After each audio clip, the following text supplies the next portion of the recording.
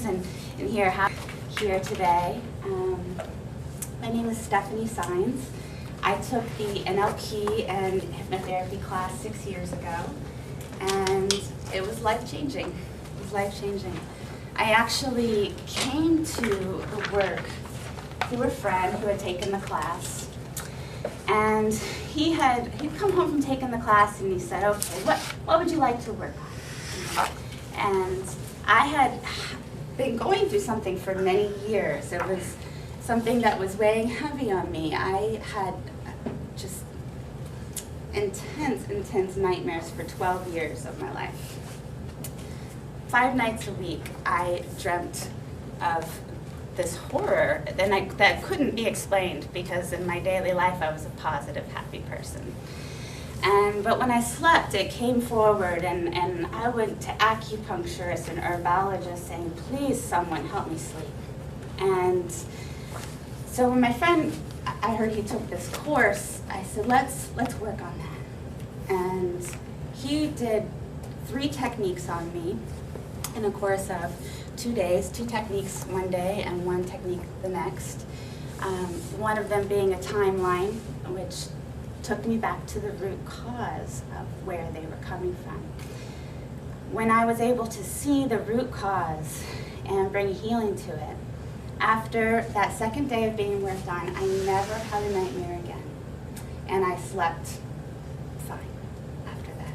After 12 years of seeking help through different modalities, I finally found one that had helped me, and it helped me so quickly.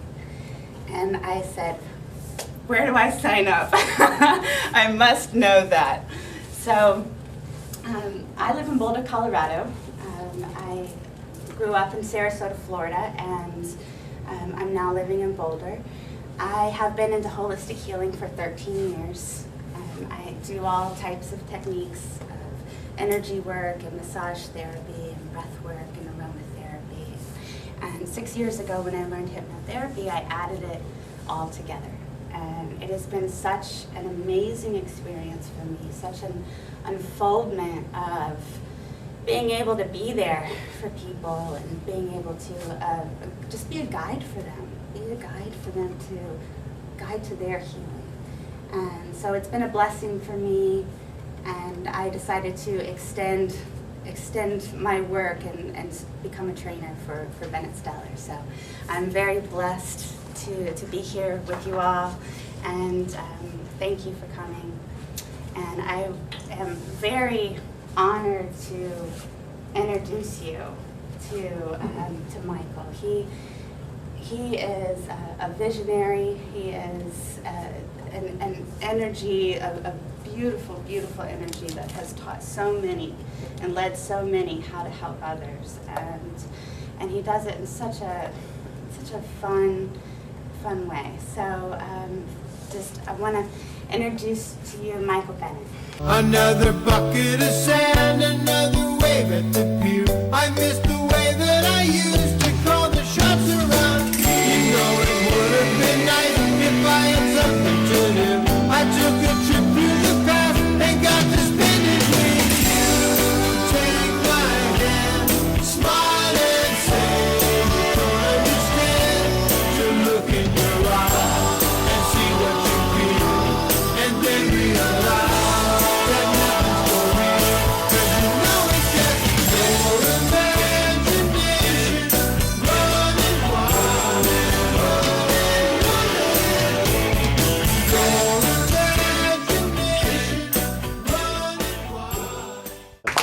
all the boring stuff on there, right? On logistics.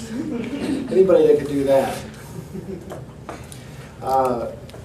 I want to kind of, let's see, I hope you're all feeling very relaxed now that you're in a tropical paradise. So where are you all from? Who's from out of state? Montreal. Montreal, Canada? Let's get the Canadian group over here. Yeah. We stick together. New York. New York? Okay. Atlanta. Atlanta? Austin, Texas. Austin, Texas. I'm local. You're a local guy, all right? Me too. You're from the inside, yeah? The UK. Oh, the UK, excellent. Somebody's coming from China, they come? Yeah, also, I live in China, but from the UK. Okay, so. You live kind in of- China currently? Yeah. Wow. Yeah. All right, great. So welcome over here from wherever, whatever pond you rode, they drove over. Rode over. All right, so great. I know we just recently got this facility. I want to let you know we've been kind of working in hotels most of our career. I did have a place in San Diego for a while, and I don't know. We found this place. I said, well, you know, this would be a great place. It's walkable from the hotels, and it's got all these restaurants around here because people need to eat, and I can put my surfboard on the wall. And so I want you to know that I want you to watch your head over there, though, because I think we need a slide on that. Anyway, so we had fun kind of putting this place together. And I was telling some people earlier that we were doing weekend programs and broadcasting them over around the country. So we wanted a place that we could kind of control the internet and kind of control the facility and so on. So that's another reason why we kind of showed up here. But I hope it's our first time in here, and our goal was to make it comfortable for you. And I hope that's what it'll be. I found these chairs. I think they're comfy. I hope I found them to be comfy. And then the stool idea. I thought, well, we got to do that because people are always taking the other chairs to put their books on, or their feet, or something like that. So I thought, well, if we had places for that already, we wouldn't have to worry about moving the whole place around. So anyway, I want to kind of get us started and fill a little bit more in about what Stephanie was talking about. And as she mentioned, that you could actually learn in your sleep, right? And I know you can, right? Because I do it all the time. And actually, what it was is, one of the reasons you may notice that I'm using a microphone. We didn't have one for Stephanie, but I need a microphone because I'm kind of a soft-spoken guy. I wanted to be a motivational speaker, but every time I spoke, people went to sleep. So I decided to be a hypnotist instead. It seems like I go against the grain, right?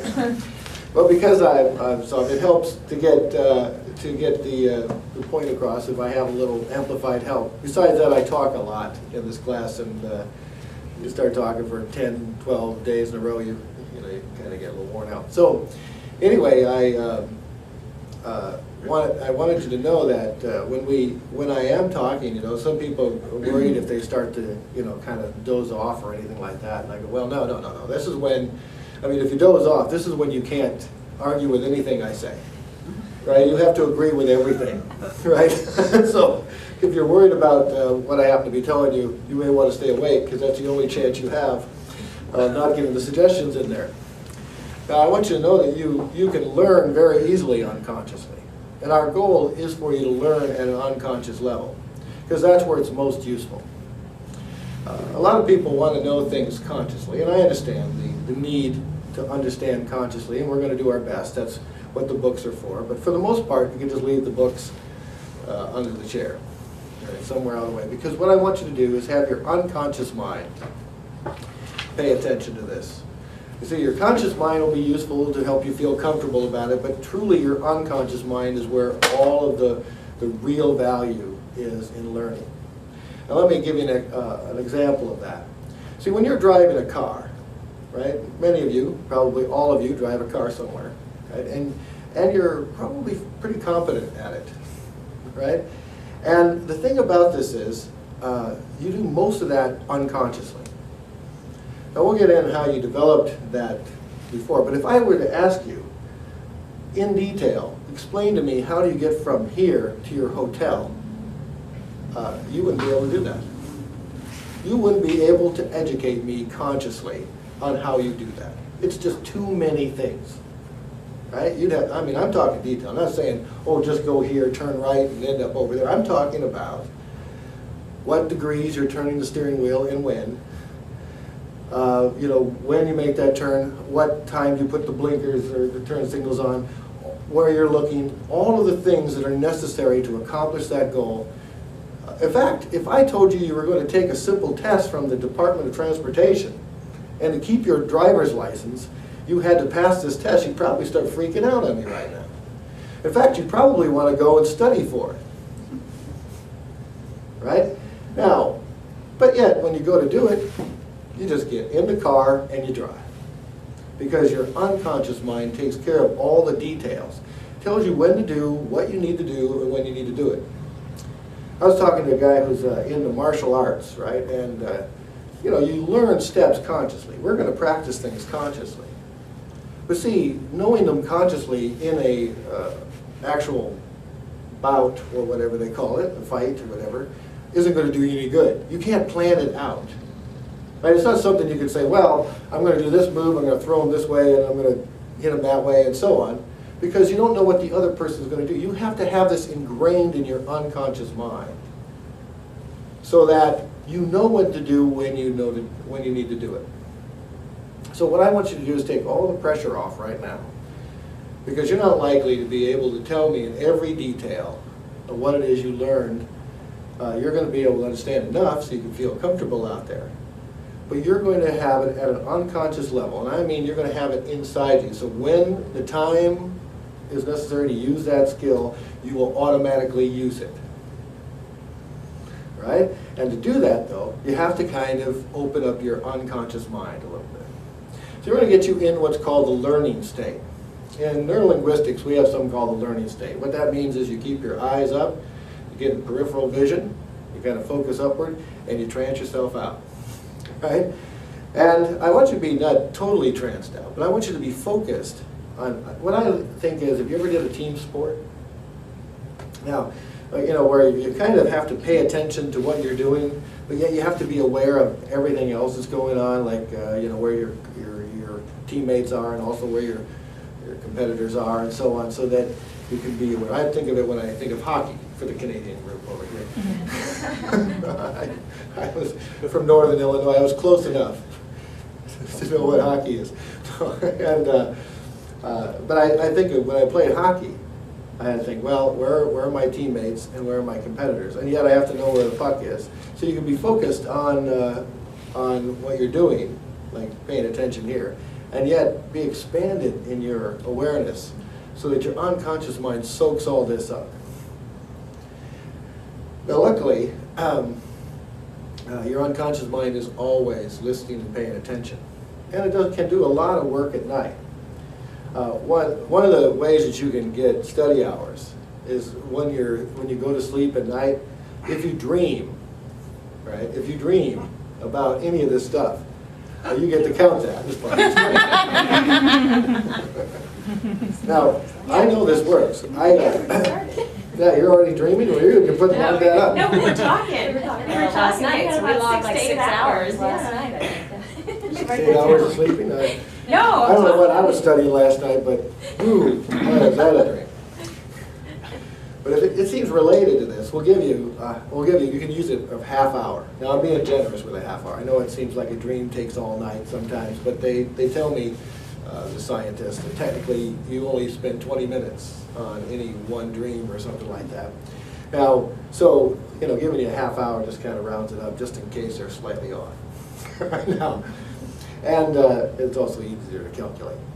So, you know, you can use that in your practice. Now, it'll help if you go to bed at night and you tell your unconscious mind to do it.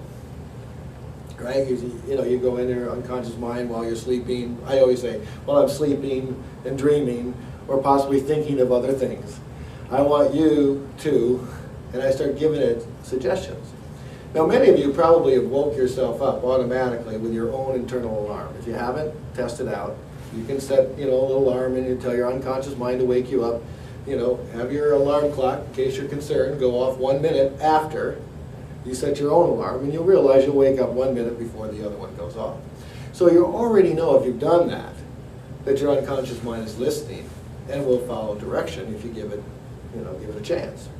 Now, I personally, years ago, before I ever got in this work at all, I mean, I was playing a video game. It was one of those fantasy adventure video games that you're running all over the place and trying to find the keys and stuff to go to other levels, and I could not find the key. I mean, I was going crazy looking for this key, ran hours and hours and hours. Finally, I was just plain exhausted. I had to go to bed. But while I was going to bed, I was thinking, where is that key? when I went to bed. Now, the next morning I woke up and I jumped out of bed and I said, the key is, and the location came out of my mouth. So I had to check it out.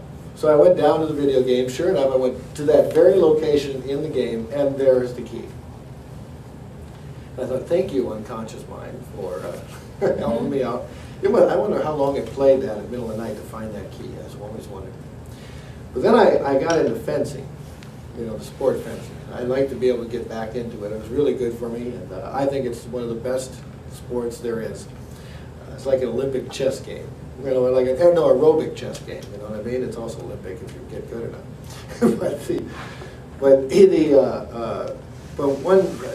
I had a tournament that I was going to participate in a following day, and so I thought, well, what I should do is program myself to win. And so I did. I said, unconscious mind, while I'm sleeping, dreaming, thinking what I think. I said, I want you to, and then you visualize what it is you want to accomplish. But here's the important thing. You have to have good feelings about it. Right? You have to attach really good feelings to what you visualize. Visualization is only part of the work. Having really good feelings about it tells your unconscious mind that it's important. You're talking about a part of you that runs on feelings. It only knows if something's good or bad based on the feelings that are associated with it. Okay, so if it has no feelings to it, it just says, just an idea. If it's really good feelings, it goes, ooh, this must be important, and it starts to move towards it. If it feels really bad in some way, it'll do its best to avoid it. So you got to think, okay, see the outcome and get really good feelings about it, and say, unconscious mind, make this happen. Now, so I put it in there, and I wanted to win. I had winning the gold medal. Now, I really didn't have gold medals there, but eventually someone did replace what I did get as a prize to win into a gold medal, so I got even that. And well, what it was, I have to tell you, I was kicking some, because I had 19 bouts, I won 18 of them.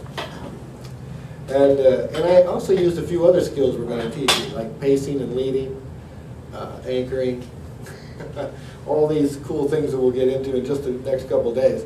See, what I did is I lulled them into a trance state. How I did most of the bouts is I would, play a little defense. They would go back and forth, and we'd get into this rhythm, right? And once I had them tranced out in rhythm, then I broke it, and I went really fast. And it seemed like I was like super fast, because the illusion was that, that all of a sudden I was just like this, came out of nowhere and attacked. And I got away with that with most of the bouts. There was one that I lost. I had the theme to Star Wars was my own personal anchor. All right, so every time I started a bout, I'd hear, the Star Wars theme in my head. But the one time I couldn't hear that is the time I lost. And somewhere in the middle, I took a dive, and I think my unconscious mind realized I was getting way too cocky. And so I said, well, you got to take a dive on this one, so you can kind of keep yourself consciously in there or something. Anyway, so but I did beat that guy in the finals again, but I lost terribly in that one bout. But but this one guy that I kept seeing over and over and over, and somehow, the rotation, how we were winning or losing or whatever, put us together many times. So this guy in the finals wasn't going to let me do that pacing and leading, lull him into a trance thing. I mean, the whole idea of fencing is to if somebody's doing something and they're getting away with it, they're getting away with it on you, you have to come up with a way to counteract it. So this guy realized over the course of many events that I was lulling people into sleep and then wham, getting up with it. So he just came charging at me. I mean, just full bore, started coming at me full. And this is when I realized my unconscious mind was following the suggestions I gave it earlier. And all of a sudden, it was my hand just was moving, just pure instinct. Boom, boom, boom, boom, boom. It was one of these sword fights that you would expect on some swashbuckling movie or something. But somehow, I hit him, and his light goes on. Now, in competitive fencing, it's done electronically. So if light goes on, if both lights go on, the director has to figure right away, right, in foil fencing. But if only one light goes on, it doesn't matter. One person's hit, that's it. I don't know how I hit it, quite honestly, but somehow I did, apparently because the light went on. And even the director, which is like the referee's going, I don't even know how you did that. I go, I don't know, but thank you, God. And so now he's really upset. So the guy comes in and he's really coming in, and again, and next thing you know, somehow his light goes on. And that just kept happening, and I realized at that time my unconscious mind was taken over, totally instinctual, and somehow doing its job, and I got my medal. Right, so that's why when I say this, it isn't just being kind. I know that you can do this in your sleep. I know it's a great time to practice. I know that you have an unconscious mind that they say processes 400 billion bits per second. And consciously, we can keep track of 2,000 bits per second. That means that whatever we can do consciously, we can do a whole hell of a lot better unconsciously, all right? And so with that kind of disparity, you can be practicing this stuff while you're listening to this stuff, okay? In the back of your mind. And that's where it's most useful. Now I want to give you a little sense of where I have come up in this work and kind of give you a history of how this all came together as far as how we present it, and myself, and so on. And then later on, like Stephanie mentioned, I want to get to know each one of you and what you're here for. And You want a stool for your coffee? Do I have an extra stool? Thank you. These are a good idea. Thank you. So I have one of those. All right, thanks. Anyway, so I myself started out, well, somewhere in the neighborhood of 20-some years ago, and I got involved. Life threw me a curveball. That happens. Maybe you've had a few curveballs in your life. And I was very active in the Presbyterian church way back, and I was in choir, and I was I was the youth group leader, and all that when I was more domesticated than I am at the moment. And all of a sudden, things changed, and I was looking for a new place to go to, and I had expanded a bit outside the typical Presbyterian belief system, although they're fairly open compared to many. And I went into a place that I saw that was called the New Age Christian Church. Now it's no longer called that, because mainly over the years I asked them to change it, because everyone that looked at that, if you were Christian side of that equation, and you looked at that word New Age, you're doing one of these things to it. And if you were a New Ager and you saw that word Christian, you did the same thing, and it was kind of like a small group of people could fit through that door with that name, and I just happened to be one of them. One with those kind of beliefs, and also expanding into other type of beliefs, and curious about what's going on in the world outside of that. So I went in there and I saw this, fairly small congregation, really, in a classic building of the church. The church itself looked like one of those schoolhouse churches, like just the kind you put here's the church, here's the steeple, and here's the people in it. Well, it was just like that. It was the oldest actual physical building used as it was a church, and it still was being used as a church. But the ideas were more, whatever, untraditional. The building was very traditional, but the ideas inside it were not. Anyway, so there was a couple there that started it, and they were in their 70s or so, late 60s and 70s by the time I stepped into it. And there were a couple that started it, and they'd been doing this for 25, 30 years. This little organization was there. And when I walked into it, I felt like I was at home. And Alice, which was one of the couple that started, Alice was a very nice woman who always had a flower in her hair, always was up. And she ran psychic development classes in this organization. So I decided to learn from Alice something about psychic development. So I took one of her courses, and she said that everyone had a gift. Spiritually, everyone had a gift, and that if you used this gift, that you would find success, you would benefit, you would enjoy what you did, you'd follow basically your journey or your path or whatever that you may want to call it, if you followed this gift. And how we're going to find the gift, she said, is we're going to meditate. We're going to get the meditative state, and then the gift's going to come to us, right? We're going to have a little meditation, the gift's going to. So what came to me at that time in this little meditation was spiritual healing. Now, I hadn't thought about spiritual healing or checked into spiritual healing at all prior to that moment. But it came to me, this was it. So I thought, well, maybe I should look into it and see what it said. So I started reading books on psychic and spiritual healing. Now, one of the books that impressed me was a book that said that the healer who wrote the book, or the spiritual healer, said that, well, often he would get his clients to a hypnotherapist, and a hypnotherapist would regress the person back to the root cause of whatever their problem was, and heal the root cause back there, and then when they brought them up mentally through time, then this problem would go away. And I thought, well, it's kind of interesting. I said, well, it looks like if I need a hypnotherapist, why not just become a hypnotherapist? But that seems like most of the work, right, based on this guy's philosophy.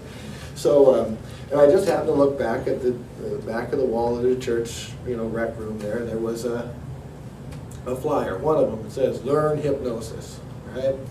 So I said, okay, and I went and found the instructors, and I took a hypnosis class. It was fairly simple compared to what I think we offer you here, but nevertheless, I enjoyed it, got some stuff out of it. I started working with the people at the church, other congregation members, and I seemed to have a knack for it. Like I said, I put people to sleep all the time. And so I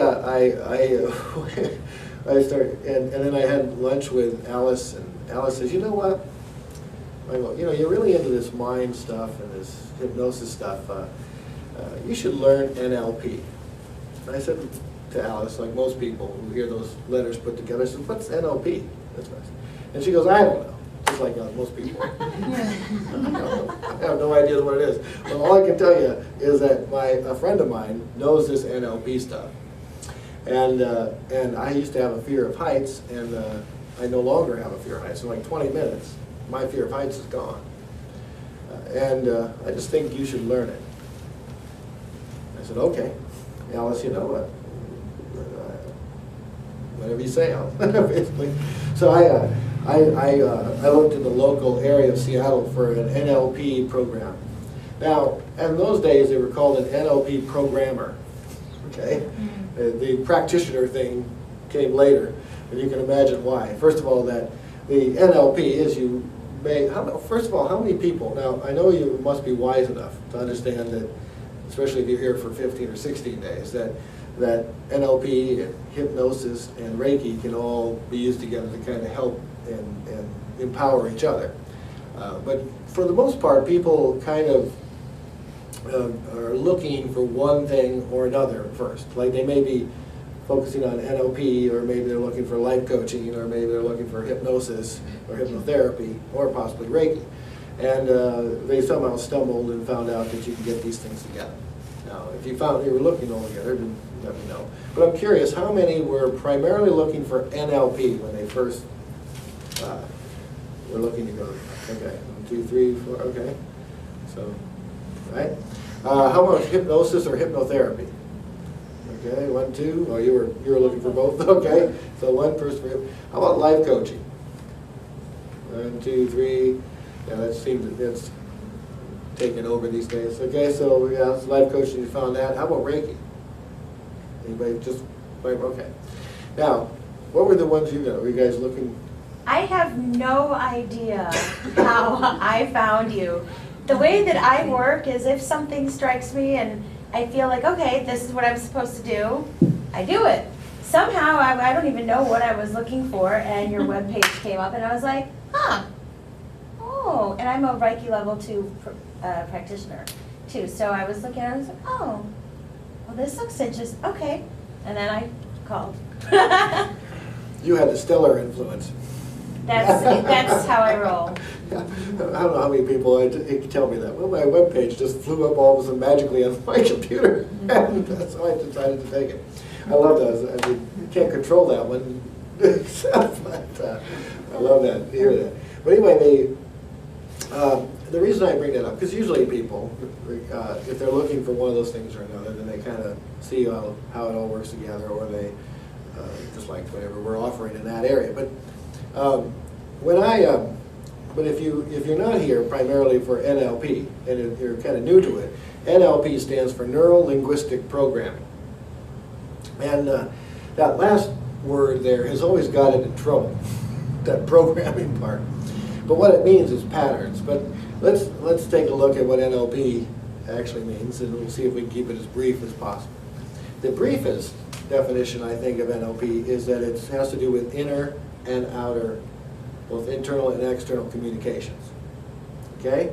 It's all about communication, whether it's with yourself or with some other person. We basically work the same, so, right? So we know how to talk to one person outside of us. We also can talk to the parts of us inside. And well, what it literally means, I'll give you the Richard Bandler version later. But the neuro-linguistic, neuro means the neurology. Right? Now our mind and body, or our mind and nervous system, if you will, and all the neurology and how we think, and when processes go on in their thing called the brain, and or something outside of that called the mind, depending on how you want to look at it. And then the linguistic part has to do with communication, not just words, but also the nonverbal communication.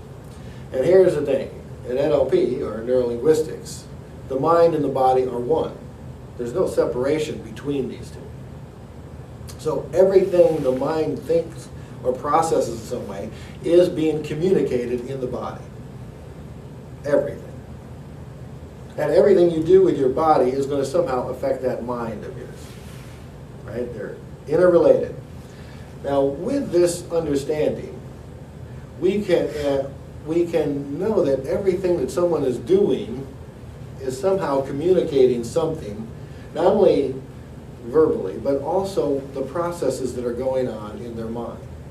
And when they were able to see that somebody is processing their mind, and they see that a person is consistent about the processing you do in every context. I mean, if you're in a specific context, you're going to have a specific program, and that program or pattern is consistent. It always is that way. Right? The program always leads to the outcome.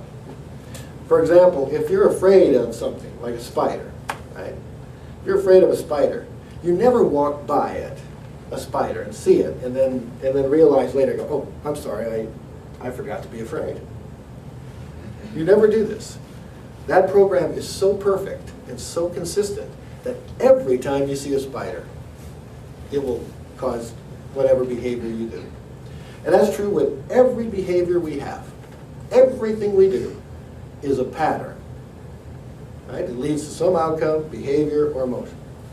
Right? Now, I used to say, I'm wondering if we have a chance to actually make conscious decisions at all, to be honest with you. I have questioned that. I understand some studies have proven it out now that before we actually make even a thought, our unconscious mind has already started whatever we were going to think about doing.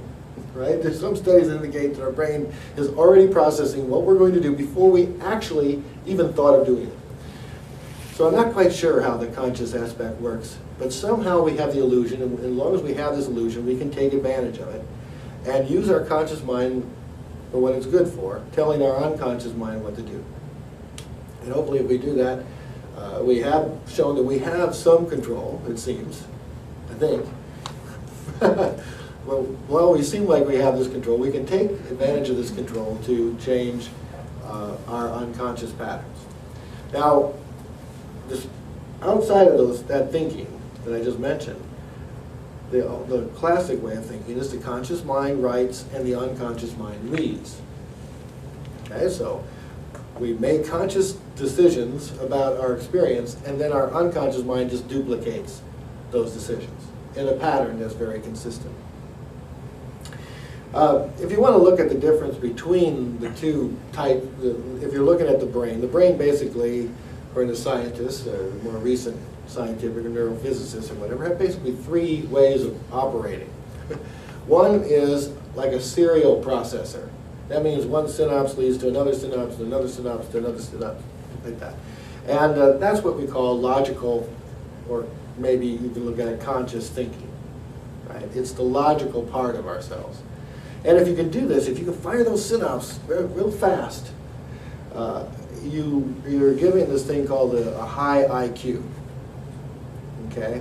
Now, the thing about that part of the brain is it only works on logic, and it kind of takes, as long as it seems like a logical step, one synapse fires to another synapse to another synapse, it strings together these kind of set of ideas that may seem like illogical, and sometimes it works out. We do this useful in some areas, but it doesn't always, especially when it comes to our experience. Right? For example, where the two minds work together that can cause us either pain or pleasure depends on what kind of logic or judgment we make about every experience. Keep in mind, the greatest of all hypnotists is experience. We can only do as we want to be a hypnotist, we can only do our best to become even close to the power of experience.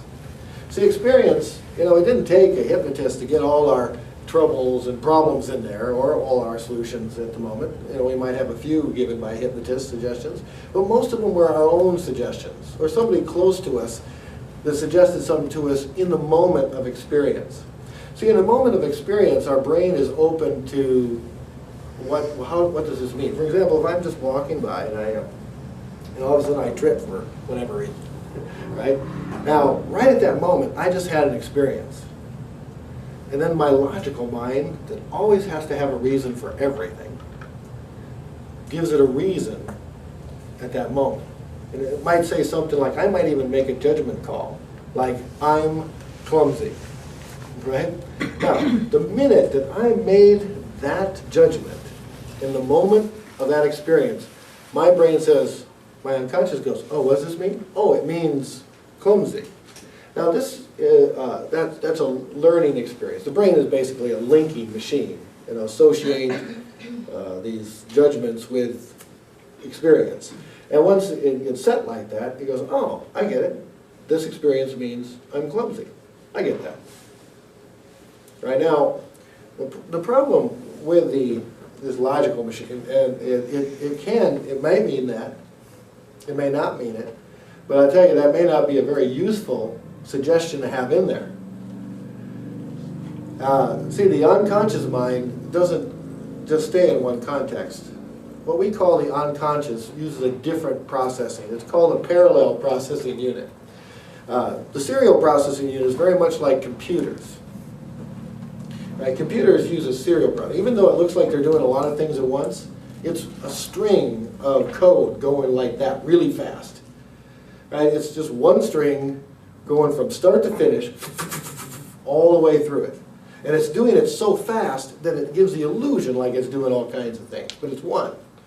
Now, if you had a parallel processor computer, which some people have told me they may be developing, they would have, or have developed, you would have it would be like having more than one laptop that all integrated together. Right? So there'd be a serial processor over here, and a serial over here, and a serial over here, and a serial, and they all interrelated. So they'd actually be doing something different, but yet somehow interconnected. Now this is how your unconscious mind works. It fires synapses all over the brain. So if I make a judgment in this context, and I say, well, I'm clumsy in this moment, the unconscious says, oh, interesting. So that means clumsy. Good, okay. Now, what else do I know about clumsy? See, it fires outside of that context. And it's going, well, I remember years ago, remember when we were like 3 years old and Aunt Edna dropped her, dropped her glass at Christmas time and Mom said, Aunt Edna, you're sure clumsy. And there was a time that so-and-so went and did this, and I had, there was a time that I went and dropped my coffee and somebody said I was clumsy. All of these moments are accessed by the unconscious, and it says, oh, I see. So if we're clumsy, that means not only do we have to trip every now and again, but we also have to drop glasses of milk or other things. We have to occasionally spill coffee. We have to, and keep in mind, this is the part of us that runs our behavior. You know, there's like 100, I'm told, there's like 140 some muscles in the arm alone. If you tried to move your arm consciously, it would take you forever. You'd have to think, well, I got to move number 122 x degrees and number 6, 7, and 8. You know, it would be one of these robotic kind of things. No, we just think we want it, and our unconscious mind moves all of that stuff in that way. And it runs everything. You know, while we're learning stuff, we don't have to be aware of our breathing or our heart rate. Or if we cut ourselves, we don't have to go heal, heal, heal. Right? Because this all happens automatically. Our unconscious mind takes care of so much for us. Just like driving a car from wherever we have to go. You get in and everything just happens automatically. This is the part that runs our body. So if it decides that we're clumsy and we have to, you know, keep that reputation, you know, all of a sudden it just goes, you know, the hand just opens up every once in a while. Or we trip over things or whatever. It's just to maintain this ability that we supposedly have because we made that judgment. And the conscious mind can make some really silly-ass judgments. I mean, where I love this is when the movie, how many seen the movie Monty Python and the Holy Grail? Right, okay. Now, in that movie, if you haven't seen it, it's kind of a spoof on the King Arthur days and so on. And in there's a time where they have this woman, and the villagers are claiming it as a witch. All right, now, maybe you remember they tied a carrot to her nose to make her look more like a witch, and they hauled her up to when I looked at it in my memory, this is like the town judge or whatever, you know, or the wise man or something. His job is to determine whether she's actually a witch or not. And he kind of relies on the crowd to make this logical judgment. Now, I always thought this is a wonderful exaggeration, hopefully exaggeration, maybe not much of an exaggeration, but hopefully an exaggeration of how the conscious mind logical processor works. See, it fires synapses in one little logical steps at a time. That's how jokes work, by the way. You know, jokes work because you take someone off in a context and you fire one synapse that makes a logical step to another synapse that makes a logical step to another synapse. But then the punchline is off on some other subject context altogether. So that movement, if done correctly, goes over and it causes this thing called laughter. Right? But you take someone on a path and then off into a different area. Now, here they're going on a path of logic, right, to determine whether this woman's a witch or not. I'm sure I'm paraphrasing a bit. So the group, the villagers, bring her up there, and here he is, the town wise man or whatever, and so he goes, well, to understand whether she's a witch or not, if she was a witch, what do we do with witches? You know, and the crowd has to think for a few seconds, and they go, somebody goes, we burn them, and they go, yeah, we burn them, like that, you know. And then the guy says, well, obviously if we burn them, they must be able to burn, so what else burns? The crowd has to think for a minute, somebody offers up wood. Wood burns, yeah, wood burns, yeah, wood burns, okay. So wood burns, if she's a witch, we burn her, and wood burns. So what else does wood do? That if she's similar to wood, what else does wood do?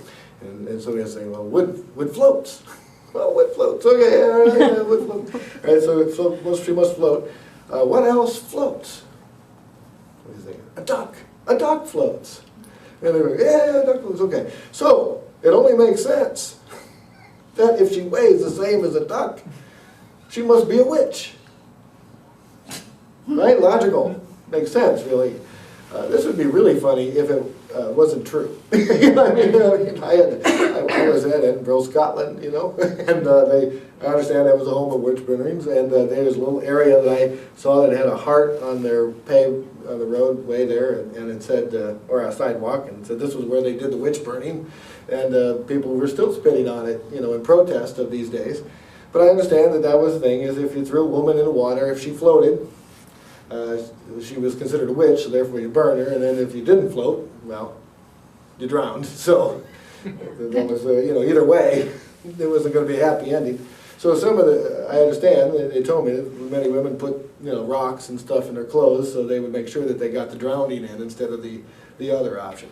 Probably today we'd consider more of it have to do with body fat than particular abilities in magic. But nevertheless, you think like, who in the hell come up with that stupid idea, right?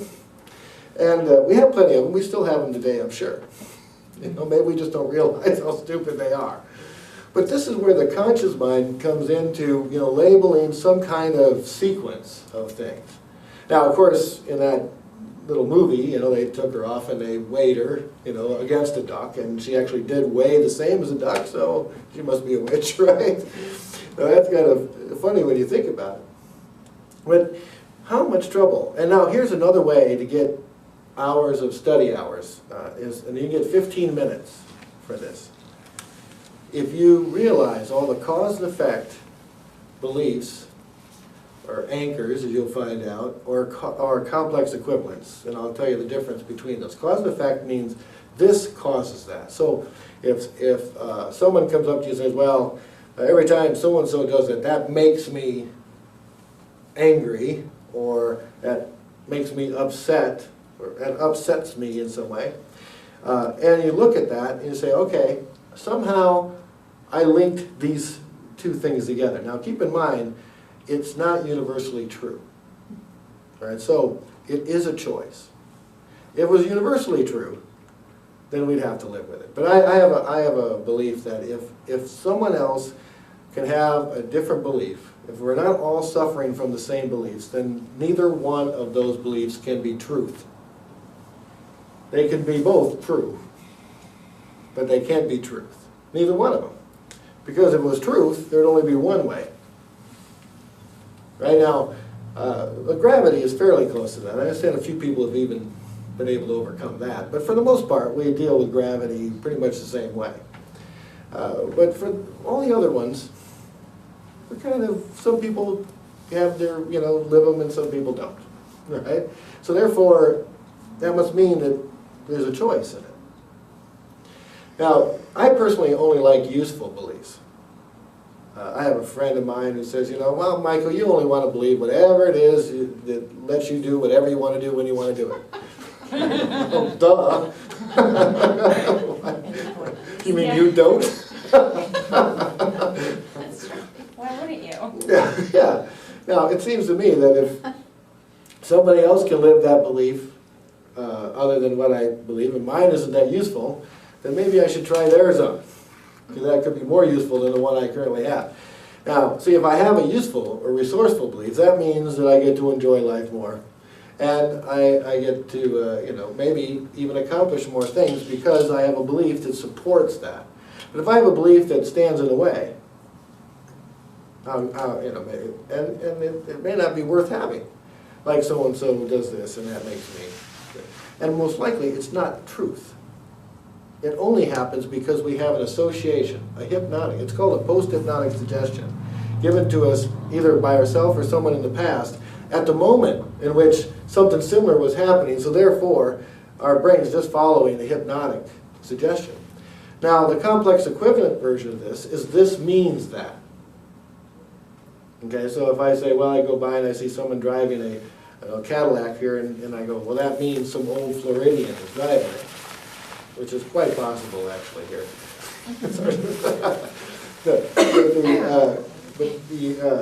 But that's not necessarily true. Nor is any one of those that I say, well, this means that. And it's a simple distinction. I mean, it's a very subtle distinction. This means that. NLP calls them a complex equivalent. This means that equals this. And the cause and factor of this causes this. But you'll find that we have several of these, maybe possibly thousands of them, some useful, some not so useful, that affect our life every day. Now, I'm not asking you to change them. You can if you want. I'm just suggesting that you look at them and examine them and see if they're worth having or not. Just by doing that, you get 15 minutes. Right? Now, some classes have offered up where other people can tell the other person about their which is okay with me, as long as you can handle it. But, sometimes, it's not so easy to hear from someone else that, well, that's just a belief or whatever. But if you can take it, you can add up more hours that way, because it's easier to see other people's than it is ourselves. So, anyhow, those are some stuff. But NLP is basically those patterns. Right? Now, when I took NLP, when I first went in, I took Alice's advice, and I went in and I learned NLP, and I go, wow. This, see, I looked at it from a couple point of views. At first, I couldn't afford to go to the class, right? I had to figure out how to finance this little thing. So, I talked to the trainer of that particular class, and she said, this is about communications. See, I was a trainer. I was a forklift safety trainer. My little lot in life is I created forklift certification. All right, so just in case if you ever had to go get certified to drive a forklift, that was because of me. It's not actually true, by the way, but in the state of Washington, I worked for the Hyster company, and they manufactured forklifts, and this guy, kind of pushed me into the training biz. Kind of said, well, you help me out with these forklift safety programs. And I advertised to all the Hyster things, all the customers, that there was like a little line in the OSHA regs that says, only trained and authorized operators, and I can't even remember it now, shall be allowed to drive one of these powered industrial trucks. And so I tell everyone this, and they go, oh, really, that true? And so we start training all these people, and we give them certifications. The next thing you know, all of Washington is being certified under these forklift safety things, and Hyster's liability, forklifts liability, is going way down. I mean, the lawyers loved it, right? They're just like, boom, bottoms out in Washington, the only place in the country. So Washington, so they go, what the hell are you doing up there? And they found our model, and they decided to spread the whole model throughout the rest of the country. I was just recently in Australia, and I looked across the street here and said, forklift certification available here. I go, wow, I'm worldwide now. Well, you can practically drive a crane without anything, but get on a forklift, and you got to be trained to do it. Anyway, so I was in this training business. So she said, well, this is about communications. You should be able to, your company should buy into this, right? So I go in there, and luckily for me, the mentor, if I will, that was in the training business, he had already studied hypnosis and probably NLP and everything. He was one of those Mensa geniuses that seemed to know everything about everything. And he was very supportive, because he already built a lot of that into the programs he offered anyway. So, he was supportive. So my supervisor at the time said, well, we'll pay half then. We'll pay half of your tuition on that. I go, wow, that's great. So I called up Alice, and I was saying, hey, you wouldn't believe it, that NLP course you recommended, my company's willing to pay half of it. I don't really have the other half, but nevertheless, I got half. And Alice said, well, if your company's willing to pay half of it, then the church will pay the other half. And I go, wow. I go, this must be some excellent stuff. Because these two organizations couldn't be further apart. Right? That industrial forklift dealer that I was working for couldn't be more good old boy if they had me. I mean, they still had a bar in the general manager's office, and they really screamed when he had to take all the girly pictures down when they did sexual harassment suits. And it was as far right, right as you can get, really, as far as conservative. And then, of course, that church couldn't be more liberal, more progressive, if you will, and as far as that goes. So, and I thought, well, God, both of these organizations are finding value in this one subject. This must be amazing stuff, because my company was looking for all the business aspects of it. The church was looking for all the healing aspects of it. So, I mean, I go, wow, this is going to be great stuff. And when I walked into that class, I was looking at it from various points of view. I was looking at it from my company, like how can I use this in the company, and so on. I was looking at it from the healing, the spiritual healer aspect, obviously. And I was looking at it from a hypnotic point of view, from hypnosis. And I go, wow, this actually explains how hypnosis works. See, most hypnotherapy programs, you go in, they say, well, do this.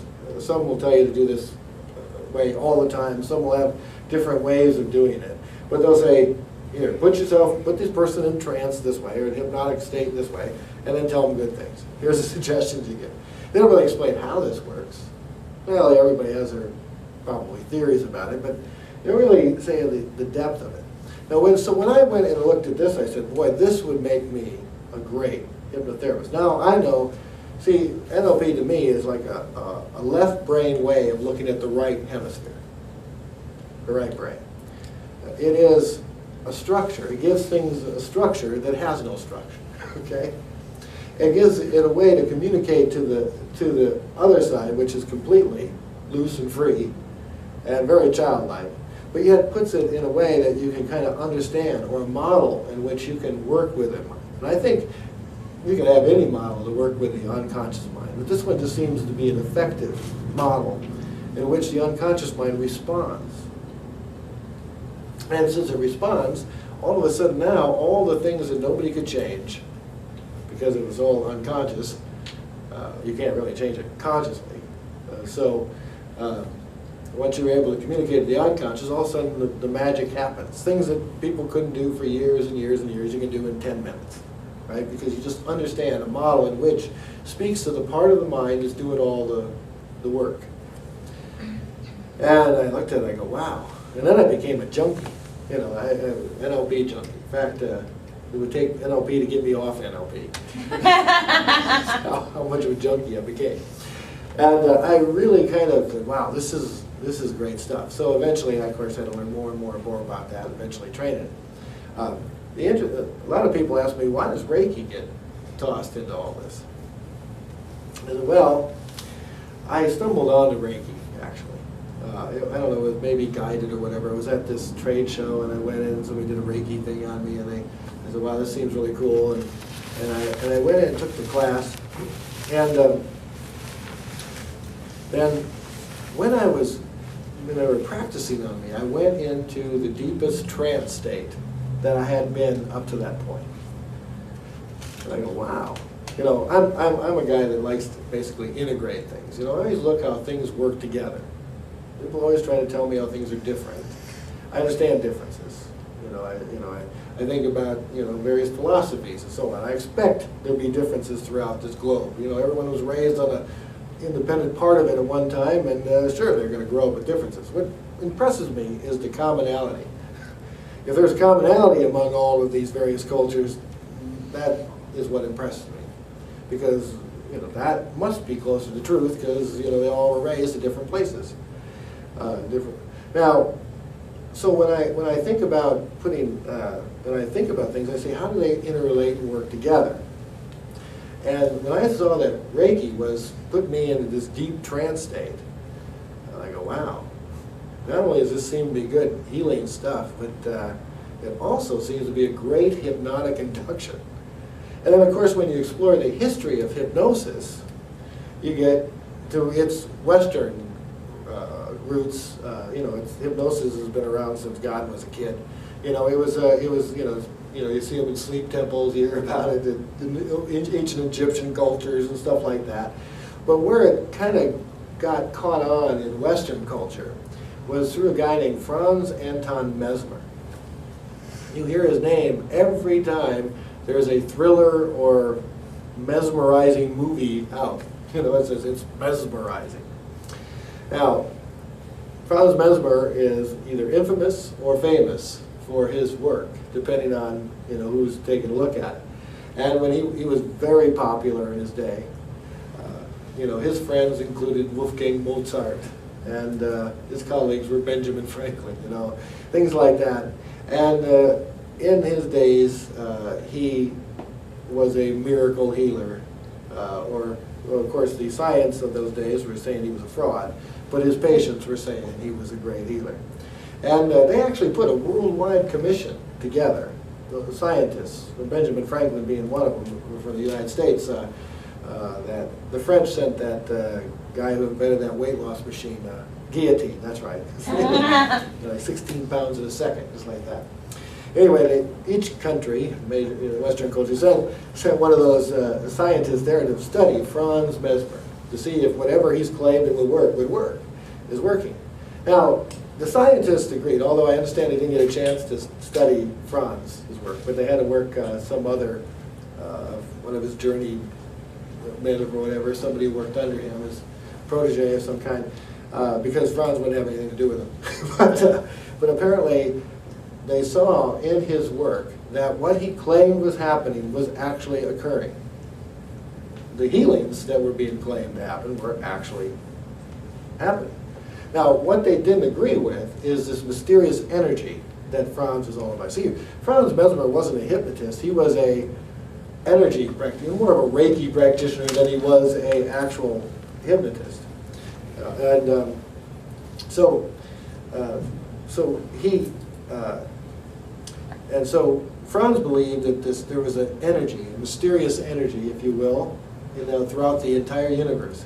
And that originally he was removing the blockage of health, which would prevent health.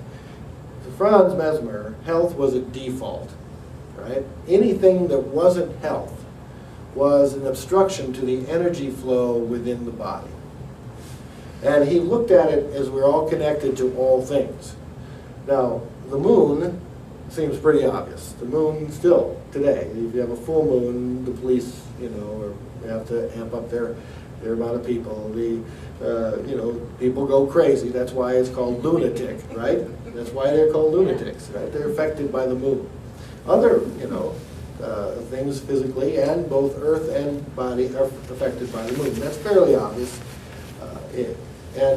But Franz went beyond that. He said, if you weren't in sync with the universe, there's some planet that moved like Jupiter moves, some big planet like that, and you weren't in sync, it would cause dis-ease in the body. That everything was connected, and if you weren't connected with it, you could be other than health. So his whole thing was to magnetize someone, put them in sync with the universe. And he believed that there was this energy that was magnetic in nature, but wasn't the same as an organic magnet. He started out with organic magnets. He would take a magnet, like you would put on your refrigerator, and he would move that magnetic energy along he had certain poles in the body, and he would move it, and that magnet would supposedly move the obstruction out of the way, and the flow would return. And as long as that flow went in and out, just like it did, and like if you can see in he would bring this up, like some physics experiments, if you have a magnetic rod, an iron rod or whatever, and it's magnetic, if you can see the energy flows up and it flows back, flows up and it flows back. And as long as that energy flows up and back like that, it remains magnetic. But if you take something and you smack it and break or cut the flow of that energy in the center of that rod, you can demagnetize an iron rod. Right now, he felt if you somehow broke that connection, you were demagnetized. You no longer had the flow going in the way, so you need to magnetize it. Now, with an iron rod, what you do is you take like a sledgehammer and you get on one end or the other, and you will poof like this really hard, and it sends a energy up the rod like that, and then for some reason it swings back like that, and when it does, it creates this flow again, and then you can create the rod to be magnetic. And so he would say, well, this is what I'm talking about. You need to have that flow in, and then when you're magnetized, then you're in sync, and then you're in sync, you're healthy. This is his whole flight. Then he realized that this energy flowed through him. Not only the magnet, but a subtler version of this energy that may be more effective flowed through him. He made the distinction between organic magnetism and animal magnetism. Now, of course, the playwrights and so on, and books and movies of the day took the whole idea of animal magnetism and made some Svengali kind of character out of it, and all of a sudden you got the controlling hypnotist with the energy, and animal magnetism has more sexual innuendos than it does what he meant. Now, while some say it's similar energy, the idea is that his animal magnetism was the same as the ki energy, the chi energy, the prana in India, and the mana in Hawaii, and whatever you want to go, it was all basically the same stuff. It's just a different name. Now these scientists said, well, we can't prove that this energy exists.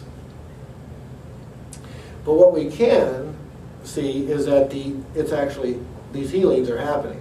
So we say it's the mind that's healing. It's their imagination, the placebo effect, that's making this happen. Now, so from that point, there was a split in people thought, well, it's the mind that's doing it, so we have to use the mind to be able to do it. And then others said, no, it's the energy, so it's the energy we have to. So there was a split, and eventually it was called hypnosis. It was called induced somnambulism after that, because somnambulism meant sleepwalking.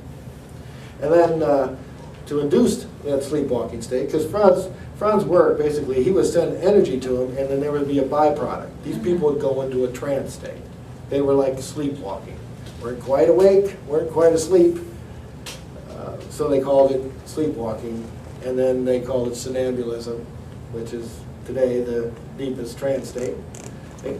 And to induce somnambulism was to do something to make the sleepwalking happen. For Franz, it was a byproduct of his energy work. And but then eventually what became psychologist, that was the root, by the way, of psychology, Franz Mesmer, all the way up to Freud and beyond. It started the idea of working with the mind and how powerful the mind could be, and eventually it was called hypnosis, meaning sleep. Hypnos meant sleep in Greek, and then afterwards they said, well, it's not really sleep, but it's too late. They caught on. The Mesmerists went off in a different direction. The Mesmerists still use the energy as in Mesmer went on, and somehow they kind of died out as far as being notable. Hypnosis took over, at least in terms, but I always thought this is the way to bring back the Mesmerists. Now I have Reiki is, right, because you add the energy into it as well as whatever mental and the language you use. So I have a book, some written in the 1800s showing studies of various things in the mind. It's called mental suggestion, and in it actually compares a mesmerist to a hypnotist. I mean, studies, and I have no idea if this is true or not, but based on the studies back then when they were comparing the two, if they said if a hypnotist would hypnotize someone, anyone could offer a suggestion, and the person would possibly comply with that suggestion or be affected by that suggestion. But if a mesmerist mesmerized someone, only they could say a suggestion and it would affect them. No one else could affect the person. That somehow the mesmerist had a unique relationship. It wasn't just creating a brainwave state. There was a unique relationship between them and the person that they're mesmerizing versus the hypnotist. Now, who knows? But I do believe in ancient Hawaiian philosophies, which brings in the whole idea that energy is one of the ways that you put suggestion in. That the unconscious mind is too strong energetically for the conscious to override. So if you look at it energetically, the conscious mind only has a small amount of energy versus the mighty unconscious mind's energy. And in this philosophy, they say if when you're relaxing and you get in what may be a hypnotic state, the unconscious lowers its energy. And if you charge up the conscious will of yourself or helping someone getting their will charged up, that moment is when you can override the energetic aspect of the unconscious. Yeah. In terms of the difference, there's a time when there's that whole relationship with the hypnotist and the patient or client being one of dominant, submissive, and that kind of mental relationship. With the mesmerist, or the one who uses, or the Reiki master, the one who uses that energy, in a sense, to connect with that energy, you do have to sort of put yourself in a trance state, and by doing so, you bring the other in a trance state, and so on a energetic level, you're really connected, and so maybe that's what that connection creates, a symbiotic kind of relationship that is unique, whereas between the hypnotist and the patient, at least at that time, before Erickson, there was that kind of, I'm in charge, and Yeah, like that separation. No rapport. Is that possible? I would agree with you. That the whole idea of rapport has to do with connection energy, and so by they could create that kind of rapport energetically, or I guess we better take a break. But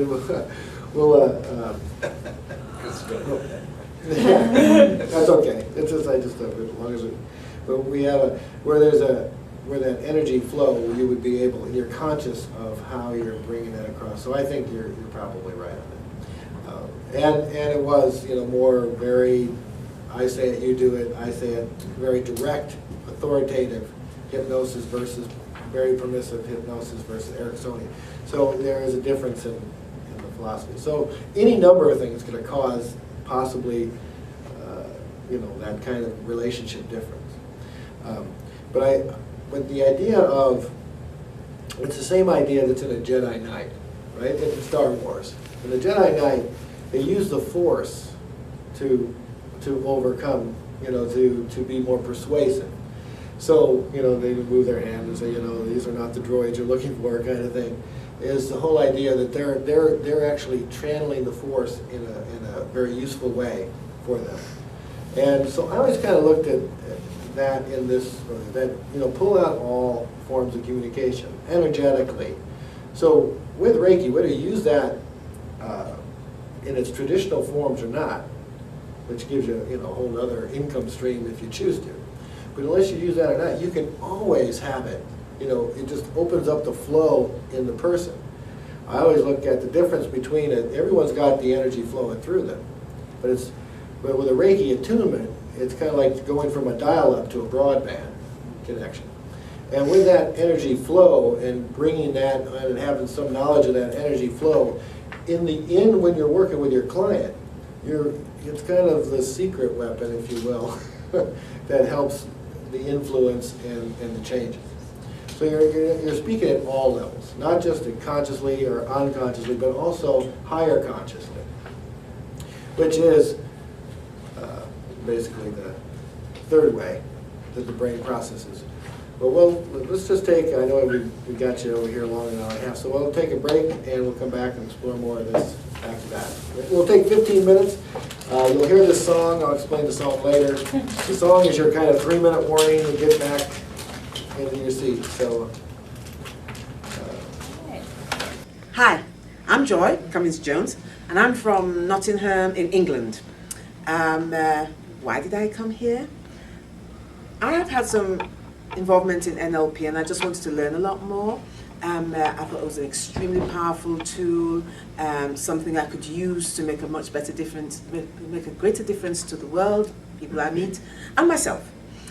So I asked my coach, Jackie, where would be the best place to go, and she said the only place to go would be the Bennett Stella University and work with Michael. Well, she's been right about a lot of things, but I think she was dead right with this one. What I found really useful and helpful was the kind of the fun way that some really important things were actually delivered.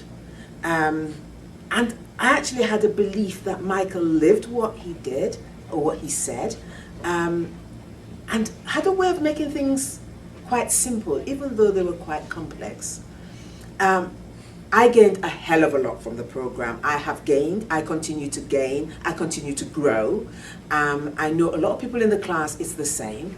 And yeah, I've just been privileged to have this course, or to go through this course. I know he's going to be real proud of what I've done, or what I will do, and what I'm doing with all the information. And yes, Marisa, you're one of a kind. Thanks for everything.